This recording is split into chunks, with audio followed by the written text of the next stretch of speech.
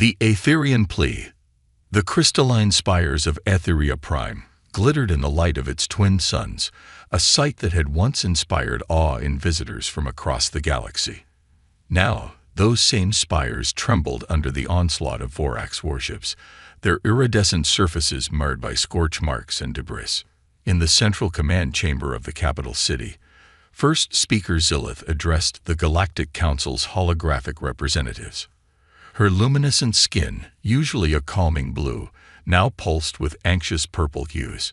Esteemed members of the council, Zilith's melodic voice wavered. I come before you once again to plead for aid. The Vorax Imperium grows bolder by the day. Our outer colonies have fallen, and now they threaten our homeworld. We are a peaceful people. We cannot hope to stand against them alone. The chamber fell silent. The holograms of various alien species flickered, their expressions a mix of pity and discomfort. Finally, a corpulent being with multiple eye stalks spoke up. First Speaker Zilith. The Gordaxian representative's voice oozed false sympathy. While we empathize with your plight, the Aetherian situation poses too great a risk. The Vorax Imperium has made it clear that any interference will be seen as an act of war. We cannot jeopardize the safety of our own people. One by one, the other representatives echoed similar sentiments. Promises of diplomatic pressure, economic sanctions, anything but direct intervention. Zilith's bioluminescence dimmed with each rejection. As the last hologram winked out, leaving only the Aetherian leadership in the chamber, a young aide approached Zilith. First Speaker, he whispered, there is one more option. Zilith turned, her antenna twitching with curiosity. Speak, Nexel. Any hope, no matter how small, is welcome now. Nexel hesitated, then continued. There's a species, relatively new to the galactic stage. They call themselves humans. They're not part of the Council yet, but our long-range communications array could reach them. Humans, Zilith echoed, the word foreign on her tongue. What do we know of them? An elder Aetherian scoffed. A primitive species, barely able to reach their own star system's edge. What could they possibly offer? Nexel stood his ground. They're resourceful, adaptable, and more importantly, they're not bound by the Council's politics. It's a long shot, but Zilith raised a hand, silencing the murmurs in the room. At this point, Nexel, a long shot is better than no shot at all. Prepare the transmission. Let us hope these humans are as intriguing as you suggest. As Nexel hurried to the communications array, the chamber shook from another Vorax bombardment. Zilith gazed out at her besieged world, wondering if this desperate plea would be Aetheria's last hope. Millions of light-years away, on a blue-green planet called Earth, a message began to ping across outdated servers and neglected communication channels. In a nondescript government building, a lone technician's eyes widened as she deciphered the alien distress call. Sir, she called out, her voice trembling with excitement and fear. I think you need to see this. As news of the Aetherian plea spread through the halls of power on Earth, humans from all walks of life found themselves faced with an unprecedented question. Would they be the ones to answer the call that the rest of the galaxy had ignored? In the Oval Office, the President of the United States sat surrounded by his top advisors, military brass, and scientists. The room buzzed with a mixture of excitement and apprehension. Let me get this straight, the President said, leaning forward in his chair. An alien race we've never met before is asking for our help against an interstellar empire, and the rest of the galactic community is sitting on their hands. The Secretary of Defense nodded grimly.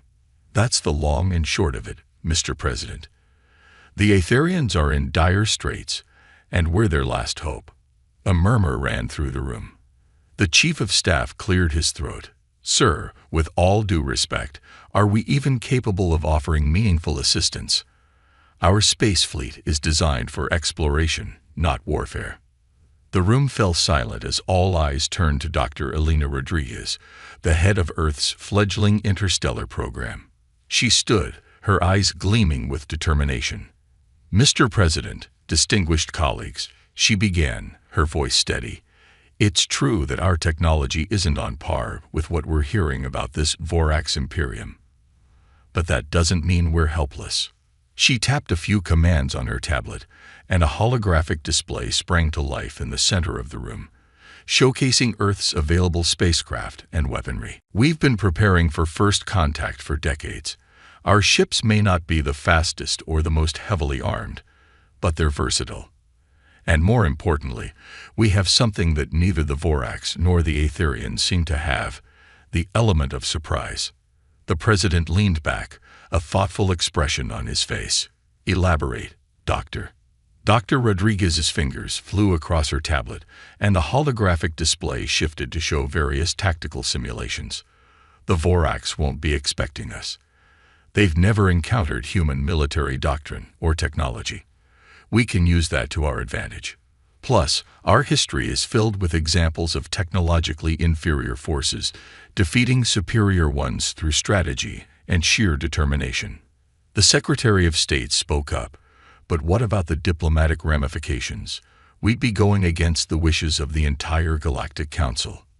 The president stood, silencing the room. He walked to the window, gazing out at the Washington Monument in the distance. After a long moment, he turned back to face the group.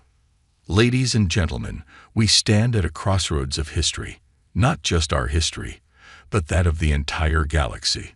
We've dreamed of this moment, of reaching out to the stars, of making contact with alien civilizations, but we never imagined our first major interaction would be like this."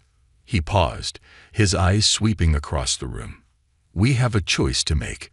We can stay here, safe in our cosmic backyard, and watch as a peaceful species is annihilated. Or we can step up, extend a helping hand across the stars, and show the galaxy what humanity is made of." The room was silent, hanging on his every word. "I say we answer the call. Not because it's easy, but because it's right. Because if we turn our backs on the Aetherians now, we betray everything we stand for as a species. Dr. Rodriguez, you have my authorization. Mobilize everything we've got. Let's show the galaxy that humanity is a force to be reckoned with." As the room erupted into a flurry of activity, orders being shouted and plans being made, a sense of purpose filled the air. Humanity was about to make its grand entrance onto the galactic stage, and the universe would never be the same. Humanity's response. The next few weeks saw Earth transformed into a hive of frenzied activity. Military bases around the world buzzed with preparations, shipyards worked around the clock, and volunteers from every nation stepped forward to join what was being called the Aetherian Expedition Force. At Cape Canaveral, now the central hub of Earth's interstellar fleet, Captain Sarah Chen stood before the assembled crews. Behind her loomed the impressive silhouettes of humanity's finest spacecraft, a motley assortment of vessels ranging from repurposed exploration ships to hastily weaponized cargo haulers. Men and women of Earth, Sarah's voice rang out, amplified across the launch pad. "In a few hours, we embark on the most important mission in human history. We go not as conquerors, not as saviors, but as allies to a people in need." The Aetherians called out into the darkness of space, and we answered. Now we must prove that their trust in us was not misplaced. She paused, looking out at the sea of faces before her. They were a diverse group, seasoned astronauts, brilliant scientists, hardened soldiers, and everything in between, all united by a common purpose. "I won't lie to you," Sarah continued, her tone growing serious. "The odds are stacked against us. We're outnumbered, outgunned, and venturing into unknown territory. But throughout our history, humanity has faced impossible odds and triumphed. We've climbed the highest mountains, plumbed the ocean depths, and now we reach for the stars. The Vorax may have superior technology, but they've never faced anything like us before." A cheer went up from the crowd, a sound of determination and hope that echoed across the launch pad. "Remember your training. Trust in each other, and never forget what we're fighting for. The eyes of Earth, and indeed, the entire galaxy, are upon us. Let's make them proud. To your stations, and Godspeed." As the crews dispersed to their respective ships, Sarah felt a hand on her shoulder. She turned to see Dr. Rodriguez, her eyes shining with a mixture of pride and concern. "Quite the speech, Captain," Elena said with a smile. "How are you feeling?" Sarah took a deep breath, gazing up at the ship that would be her home for the foreseeable future, the UES Horizon, Earth's flagship. Nervous, excited, terrified. Take your pick. But mostly, I feel ready. We've prepared as much as we can. Now it's time to act. Elena nodded, her expression turning serious. "I have something for you." She handed Sarah a small metallic object. "It's a quantum entanglement communicator. It'll allow you to maintain real-time communication with Earth, no matter how far you travel. Use it wisely." Sarah pocketed the device, understanding its significance. "Thank you, Elena, for everything." As the two women embraced, a klaxon sounded, signaling the final boarding call. Sarah straightened her uniform and turned towards her ship. "See you on the other side, Doc." Hours later, the night sky above Cape Canaveral lit up as, one by one, Earth's interstellar fleet lifted off. The Horizon led the way, its powerful engines leaving a trail of blue flame as it punched through the atmosphere.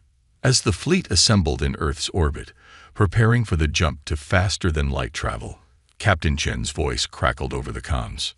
"All ships, sound off. UES Defender, ready. UES Artemis, standing by. UES Pathfinder, good to go." One by one, each ship reported in. Sarah took a moment to appreciate the view. Earth, a beautiful blue marble, hung below them. For many, it might be the last time they saw their homeworld. "All right, people," Sarah said, her voice steady. "Let's make history. Initiate FTL jump on my mark. 3, 2, 1, mark."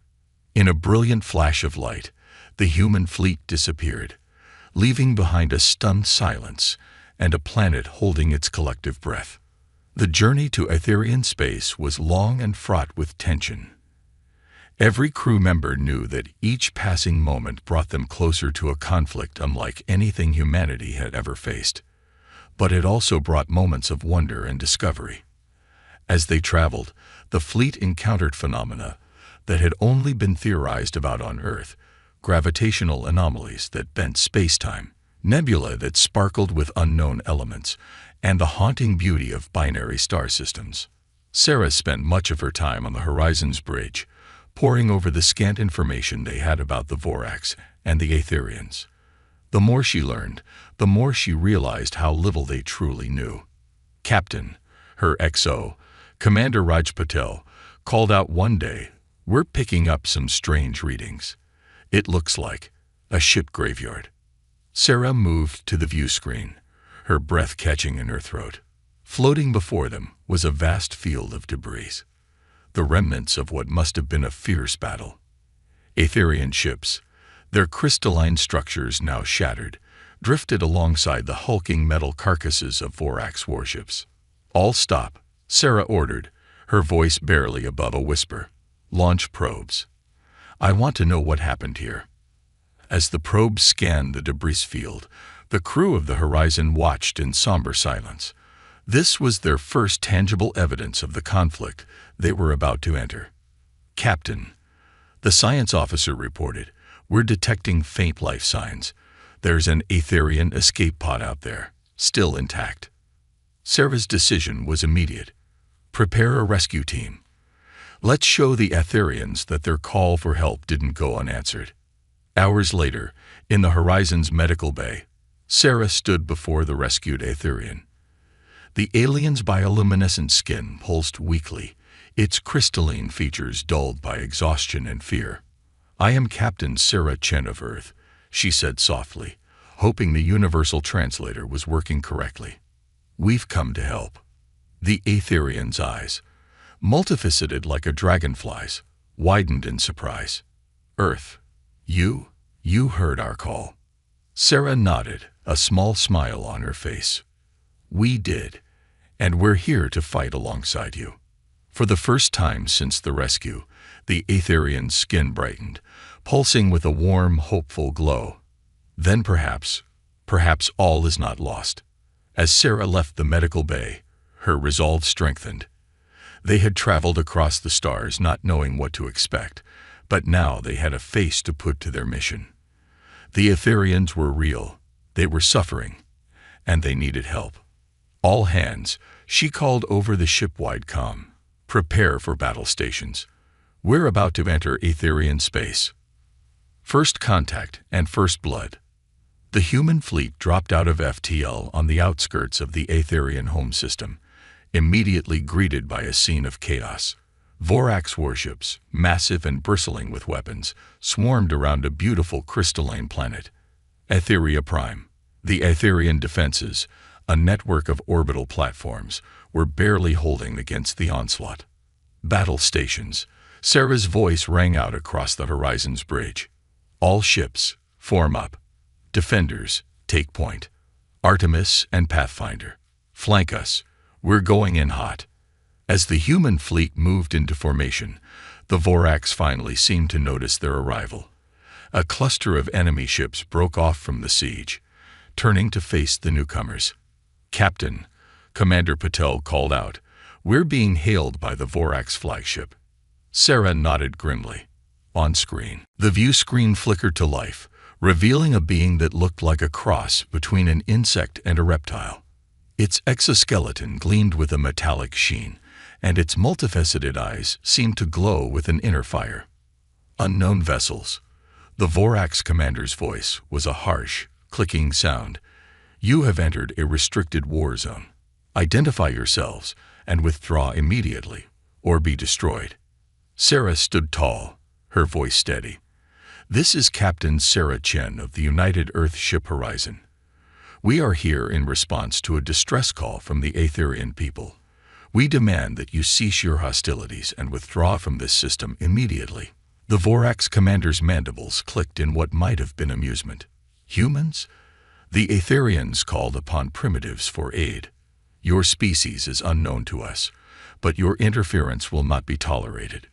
Leave now or share the Aetherians' fate." The transmission cut off abruptly. Sarah turned to her crew, her eyes blazing with determination. "Well, folks, I guess diplomacy is off the table. You heard the bug." Sarah's eyes narrowed as she surveyed the tactical display. "All right, people, this is it. Remember your training and trust in each other. We may be outgunned, but we got something they don't. The element of surprise. Let's show these Vorax what humanity is made of." She turned to her weapons officer. "Lieutenant Kim, prepare to fire a spread of our new quantum torpedoes. Target their lead ships. Let's see how they like a taste of Earth's finest." "Aye, Captain," Kim responded, her fingers dancing across the console. Quantum torpedoes armed and ready. Sarah took a deep breath. This was the moment that would define humanity's first major interstellar conflict. Fire. Brilliant streaks of blue-white energy erupted from the horizon and its sister ships, streaking across space towards the advancing Vorax fleet. The enemy ships, clearly not expecting such firepower from the primitive humans, were caught off guard. Several torpedoes found their marks, detonating in spectacular explosions that shattered Vorax hull plating and sent debris spinning into the void. For a moment, there was stunned silence on the horizon's bridge. Then a cheer went up as the crew realized the effectiveness of their attack. Direct hits on multiple targets. Kim reported, her voice filled with excitement. 2 Vorax destroyers heavily damaged. One appears to be breaking apart. Sarah allowed herself a small smile. "Good work, everyone. But don't get cocky. That was just the opening salvo.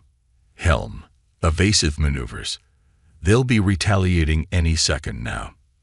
As if on cue, the space around the human fleet lit up with energy weapons fire. The Vorax, recovering from their initial shock, were now bringing their superior firepower to bear. Shields holding at 82%. Commander Patel reported as the horizon shuddered under the assault.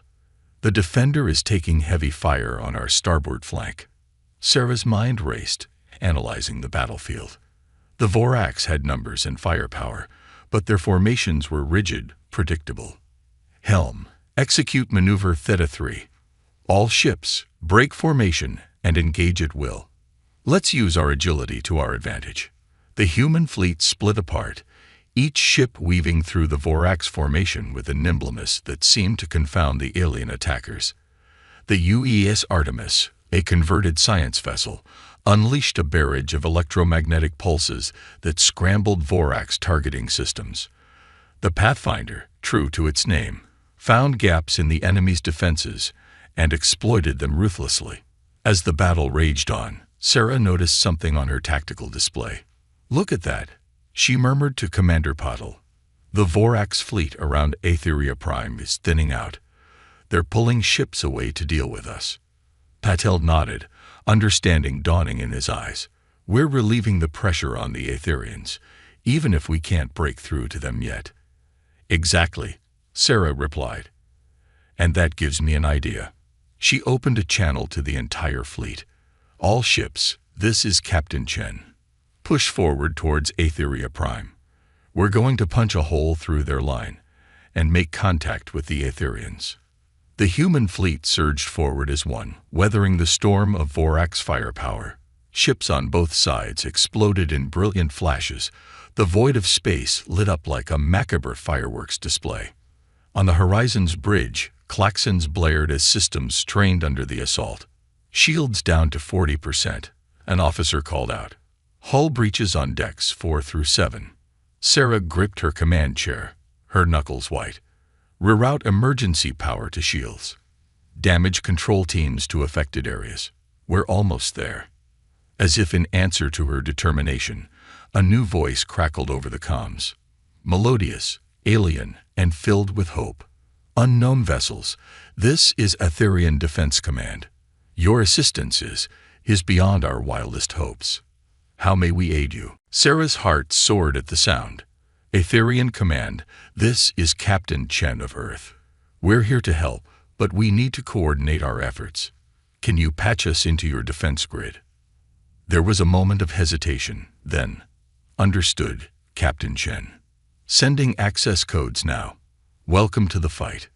With access to the Aetherian defense systems, the tide of battle began to turn.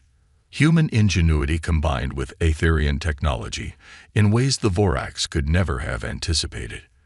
The crystalline defense platforms, guided by human tactical analysis, became devastatingly effective.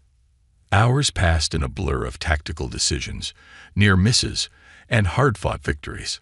Slowly but surely, the Voraks fleet was pushed back, their formations breaking under the combined might of human determination and Aetherian resilience.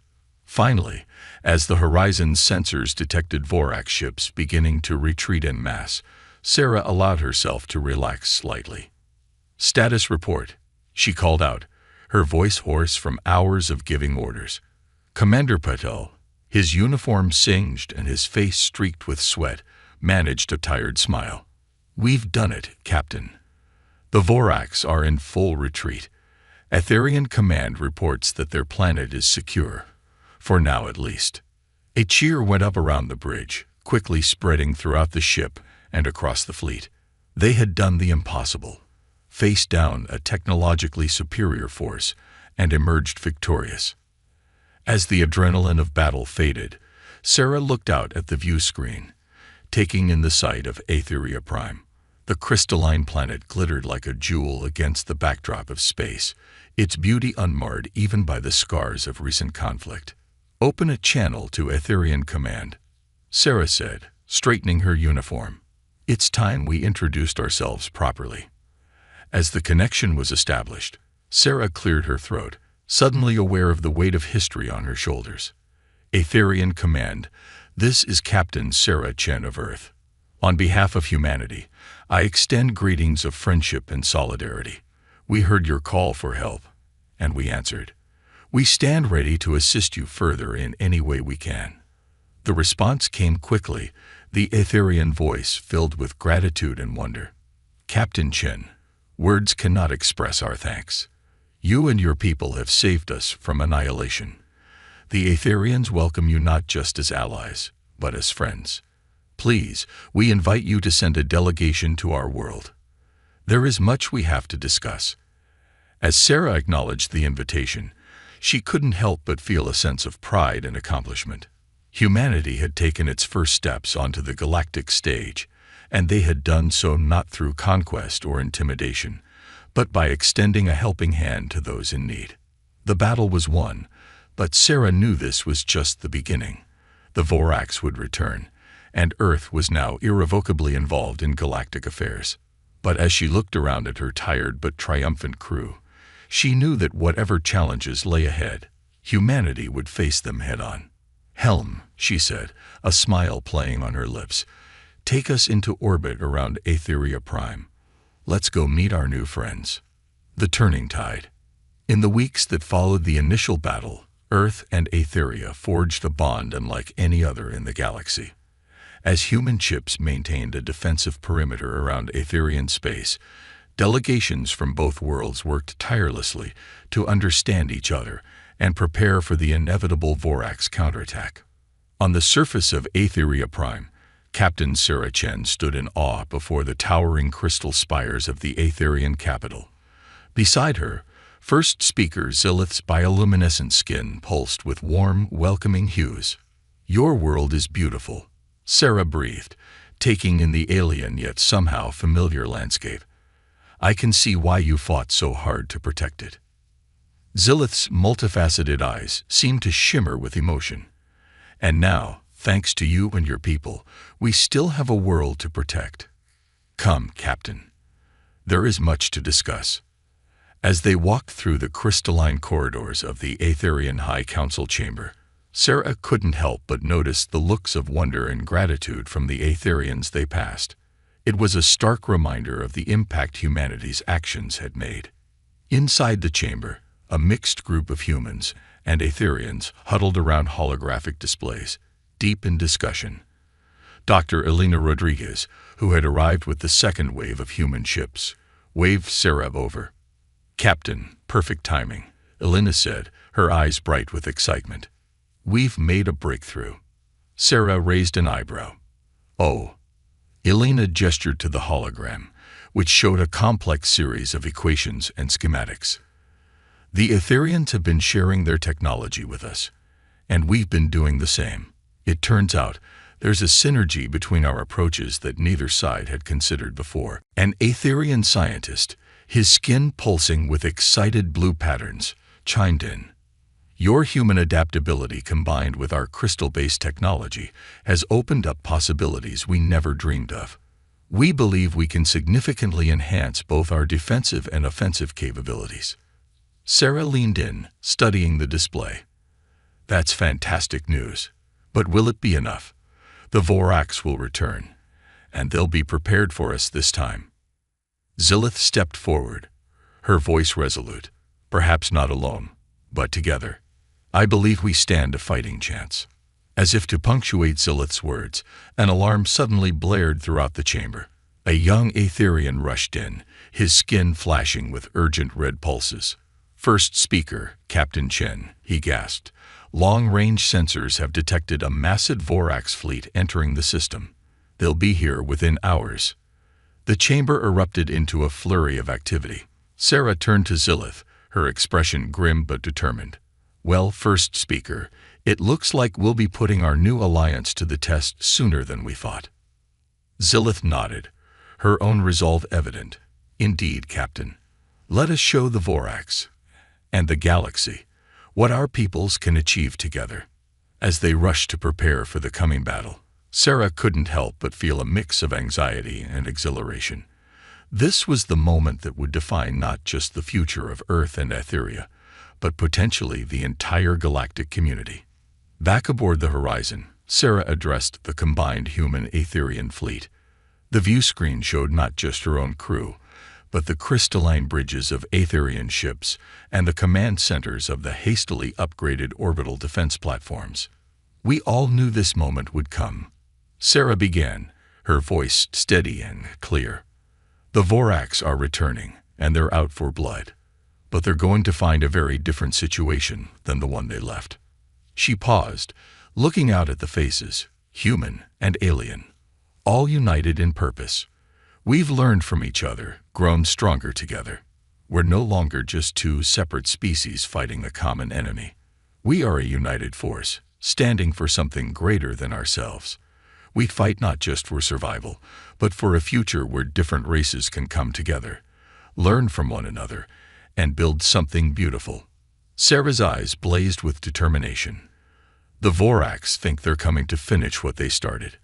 Let's show them they've only succeeded in creating something they can't hope to defeat. Together, we will turn the tide of this war. A cheer went up across the fleet, a strange but stirring mixture of human voices and Aetherian harmonic resonances. As the Voraks fleet dropped out of FTL, they were met not by a scattered, desperate defense, but by a coordinated, technologically advanced force. Human ships, now enhanced with Aetherian crystal tech, moved in perfect sync with their alien counterparts. The orbital defense platforms, upgraded with human targeting systems and predictive algorithms, came to life with deadly precision. The battle that ensued was like nothing the galaxy had ever seen. Voraks energy weapons met human Aetherian shield harmonics, dissipating harmlessly. Return fire from the Allied fleet struck with unerring accuracy, guided by a combination of human intuition and Aetherian sensory capabilities. On the Horizon's bridge, Sarah worked in seamless coordination with her crew and their Aetherian counterparts. Artemis, watch your flank. Aetherian cruiser Starfire, reinforce their position. Pathfinder, I need you to probe that weak spot in their formation. As the battle raged on, it became clear that the Voraks had underestimated their opponents. They had expected to find a demoralized, fractured resistance. Instead, they faced a united front that seemed to anticipate their every move. Hours passed, and slowly but surely, the tide began to turn. Vorak ships, once thought invincible, fell one by one to the combined might of human ingenuity and Aetherian technology. Finally, as the last Voraks dreadnought turned to flee, a stunned silence fell over the Allied fleet. They had done it. They had not just held off the Voraks, but decisively defeated them. As cheers erupted across the fleet, Sarah allowed herself a moment of relief. But she knew this victory, however significant, was just the beginning. Open a channel to the retreating Vorak ships, she ordered, her voice firm. When the connection was established, Sarah spoke clearly and confidently. Vorak's command, this is Captain Sarah Chen of the Earth-Aetherian Alliance. You have witnessed today the power of our united peoples. We offer you this one chance. Leave this sector of space and never return. If you choose to continue this aggression, know that you will face not just the Aetherians, not just humanity, but a growing alliance of species dedicated to mutual defense and cooperation. There was a long pause before a response came. The Vorak's commander's voice, once arrogant and dismissive, now held a note of grudging respect. You fight well, humans and Aetherians. We will withdraw, for now. But know this, the Vorak's Imperium does not forget, and it does not forgive. This is not over. As the transmission cut off, and the last Vorak ships disappeared into FTL, Sarah turned to her crew and the Aetherian representatives on the bridge. No, she said softly. I don't suppose it is over, but whatever comes next, we'll face it together. The victory over the Voraks marked a turning point not just in the conflict, but in galactic history. Word spread quickly of how a fledgling spacefaring race had come to the aid of a peaceful species, defying the established galactic powers and defeating a superior force. As news of the human-Aetherian alliance's success reached other worlds, it sparked a change in the galactic community. Species that had long lived in fear of Vorak's expansion began to reach out, seeking to join this new coalition of mutual defense and cooperation. The tide had turned, not just in a single battle, but in the very fabric of galactic society. And at the heart of it all stood the unlikely friendship between humanity and the Aetherians, a beacon of hope for a brighter, more united future among the stars. Victory and aftermath. The months following the decisive victory over the Voracks saw a flurry of activity across the galaxy. The Human-Aetherian Alliance, once dismissed as a desperate last stand, had become the focal point of a galactic revolution. On Earth, the Aetherian Embassy gleamed like a shard of living crystal amid the skyline of New York City. Inside, Captain Sarah Chen, now Admiral Chen, stood before a gathering of diplomats from a dozen different species. "Welcome, friends," Sarah began, her voice carrying the weight of recent history. "A year ago, humanity was unknown to most of you. The Aetherians were on the brink of annihilation, and the Voracks Imperium seemed unstoppable." She paused, looking out at the diverse gathering.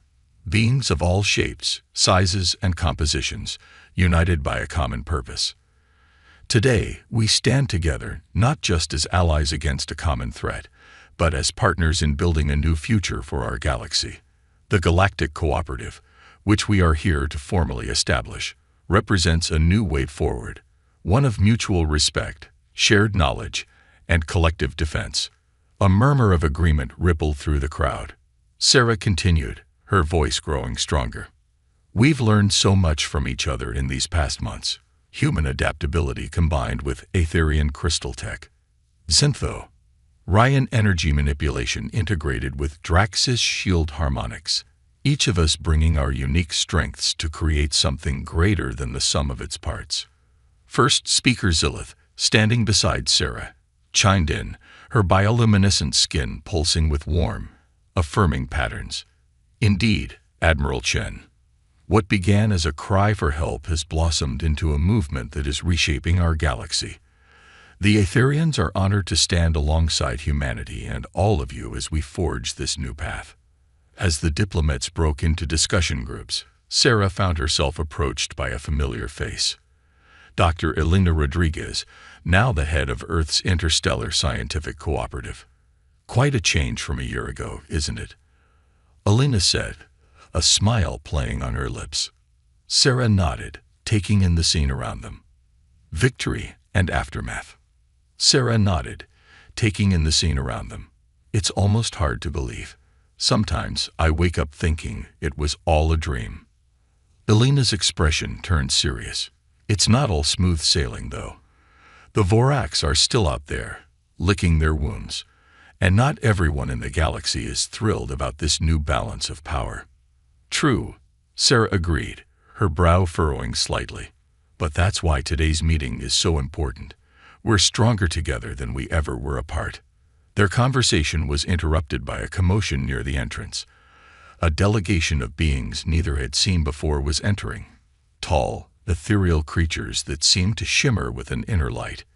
Zilith glided over, her skin pulsing with excitement. "Admiral, Doctor, may I introduce the Luminae? They've traveled from the far reaches of the galaxy to join our alliance." The leader of the Luminae stepped forward, its voice a melodious whisper that somehow carried across the room. "We have watched from afar as your alliance has grown. Your actions have given hope to those who long thought the galaxy was beyond saving. We wish to add our knowledge and capabilities to your cause." Sarah bowed slightly, a gesture of respect she had learned from her time with various alien species. "We welcome you, Luminae. Your presence here is a testament to the power of unity and cooperation." As the diplomatic discussions continued, news arrived from the fringes of known space. The Voracks Imperium, once thought unassailable, was fracturing. Inspired by the Galactic Cooperative, subjugated species within the Imperium were rising up, demanding freedom and representation. In the following weeks, the newly formed Galactic Cooperative faced its first true test. A distress call came from a former Voracks colony, seeking protection as they declared independence. The decision to intervene was unanimous. Sarah found herself once again on the bridge of the horizon, now the flagship of a multi-species armada. As they dropped out of FTL near the embattled planet, she couldn't help but reflect on how far they had come. "All ships, this is Admiral Chen," she broadcast across the fleet. "Our mission here is clear. to protect those who cannot protect themselves, and to show the galaxy that the age of unchecked aggression is over. Let's make this quick and clean. The battle that followed was short but intense. The Vorax forces, already stretched thin by internal conflicts, were no match for the combined might and advanced technology of the cooperative fleet. Within hours, the Vorax had retreated, and the liberated planet was welcoming cooperative peacekeepers. As Sarah walked through the cheering crowds on the planet's surface, she was approached by a young alien child, its species one she didn't recognize.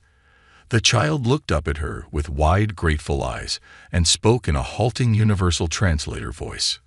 "Thank you for saving us. Will you teach us to be strong like you?" Sarah knelt down, meeting the child's gaze. "We'll do better than that," she said softly.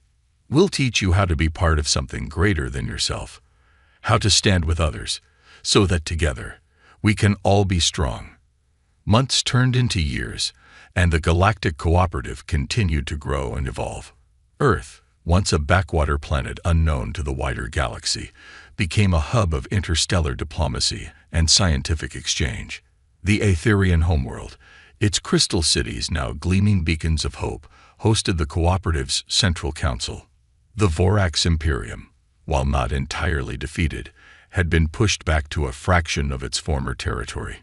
More importantly, its ideology of conquest and subjugation had been thoroughly discredited in the eyes of the galactic community. 5 years to the day after the first human ships had answered the Aetherian distress call, a grand ceremony was held in orbit around Earth. Ships from hundreds of species gathered to commemorate the founding of the cooperative and to inaugurate its newest project, a massive space station that would serve as a neutral ground for all species to meet, trade, and learn from one another. As Sarah stood on the observation deck of the new station, watching ships of all shapes and sizes dock and depart, she felt a presence beside her. It was Zilith, her bioluminescence a calm, contented blue. "Did you ever imagine it would come to this?"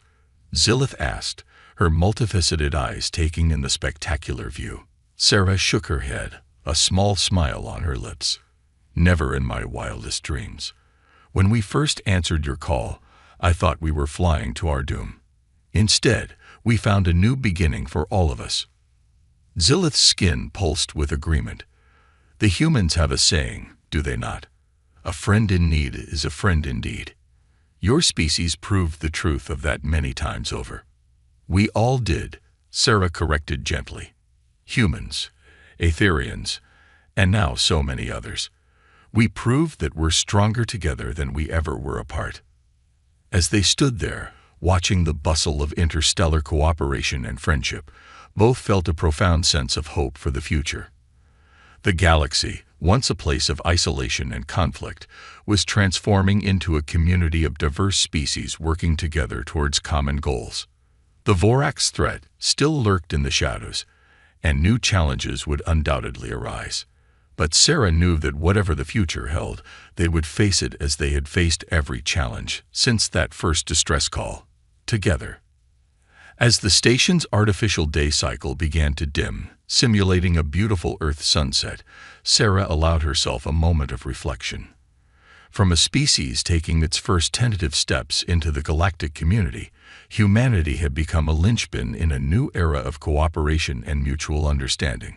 The stars no longer seemed cold and distant, but full of possibility and new friendships waiting to be forged.